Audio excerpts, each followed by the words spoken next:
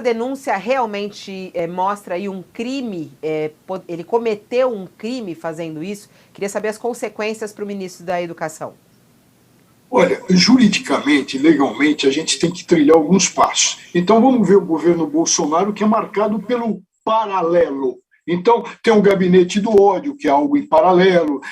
Tivemos na CPI aquela assessoria paralela, e agora a gente está vendo os pastores em paralelo. Esse quadro não se pode fugir no campo legal.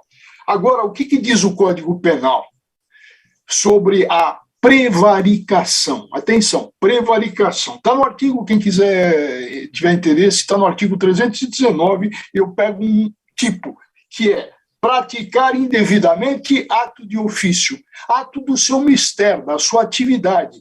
E o que um ministro faz ou deixa fazer quando se estabelece contra a lei o quê? O paralelo. Então, em tese, tudo isso tem, sob o aspecto penal, relevância, merece ser apurado. Quem noticia, não noticia levianamente. Esse é um aspecto. Outro aspecto que você tocou, Fabiola, é o crime de responsabilidade.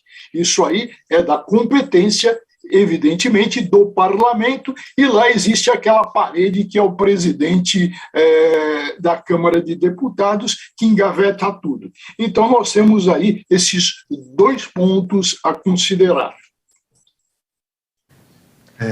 Politicamente, esse afago do Mourão, né, você entende também que o ministro, o atual ministro, é uma peça importante, dependendo do que ele vai dizer. Quer dizer, ele ontem negou que o Bolsonaro tivesse encaminhado um pedido de atendimento preferencial aos pastores, mas a gente sabe como funciona.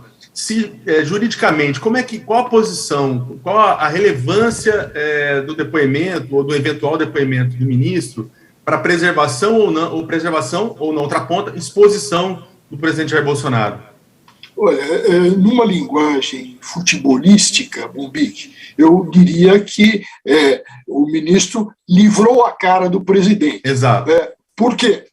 Por que isso? Agora vamos ao técnico, tá?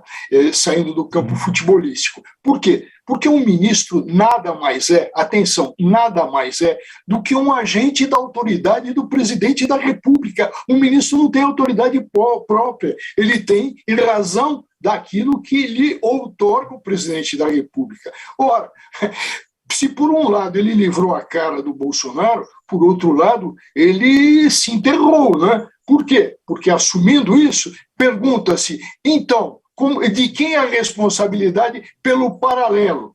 Por esses pastores como intermediadores de verba. Então ele fica numa posição muito difícil e volta ao tipo penal. Em praticar indevidamente ato da sua gestão, da sua tarefa, da sua competência. Eles dão um tiro no pé, né? Ou seguindo a linguagem futebolística, por hora ele matou no peito, né? Eu não concordo, eu acho que ele matou mesmo de canela, tá? Ô, Mairovitch, mas, por exemplo, o ministro, ontem, quando a gente entrevistava aqui Alessandro Vieira, que foi delegado já e tudo mais, ele falou, isso é caso de cadeia, isso é caso de cadeia. No mínimo a demissão, ele tinha que ser demitido e preso por um caso desse. É caso disso mesmo, Mairovitch? Ele pode ser preso por causa disso? Ele deveria ser demitido imediatamente? Quanto à demissão imediata, não há dúvida alguma, né? Até pelo que ele falou em defesa do presidente. Então pergunta-se quem é o responsável. O responsável, então, por aqueles atos, por admitir esses pastores, é dele. E num país civilizado, atenção, num país civilizado, ele já estaria demitido, vamos dizer assim. Correto. E prisão, eu fiquei na dúvida da prisão. Não, peraí, aí nós caímos no exagero, e exageros a gente vai falar daqui a pouco com relação ao Dallagnol, né? Então, exageros, eu acho que a gente tem que...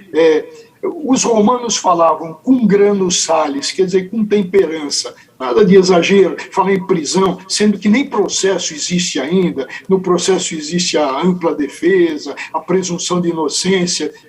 Parece que o atual senador e delegado de polícia não sei, parece que não é mais candidato à presidência da República, mas não deixou discurso populista. Mairovitch, mas uma última questão, uma última dúvida minha nesse sentido. Tem uma denúncia forte hoje, todo mundo já deve ter tomado ciência, de que o prefeito disse que pediram 1 quilo de ouro para ele, para liberar o acesso dele às verbas do MEC. Você estava falando, num país decente, sei lá o que, o ministro já teria saído. E num país, nesse país aí que não é o nosso, alguém já estaria investigando isso, Ministério Público Federal, Polícia Federal, porque é uma denúncia grave. Se tem alguém, em nome de um governo, procurando prefeitos e pedindo 1 quilo de ouro para liberar verbas públicas, já não tinha que ter sido aberto um procedimento investigativo? Dinheiro público, no final das contas, né? Sim, sem dúvida nenhuma. E você coloca bem. Eu vou um pouquinho mais adiante. Vamos olhar... cada vez ele se complica mais, cada vez ele se coloca numa camisa de força. Eu estou me referindo ao Procurador-Geral da República, que tem aí essa atribuição para apurar, para investigar, e ele é filo-bolsonarista, né? E tem se mostrado aí uma outra barreira. Se a gente tem o Lira num canto, temos outro, mas o que vai acontecer, evidentemente, que precisa apurar. Agora, essa história do dinheiro, do ouro, mas quando a gente pensa em gabinete paralelo, e nesse caso específico, parece atenção que o interesse tem um interesse eleitoral muito forte, né? Parece que, olha, vamos dar aqui para conseguir votos, esse dando o que se recebe, né? Que a gente ouviu tanto no tempo daquele deputado Cardoso Alves, né? Que parece que não morre nunca, né?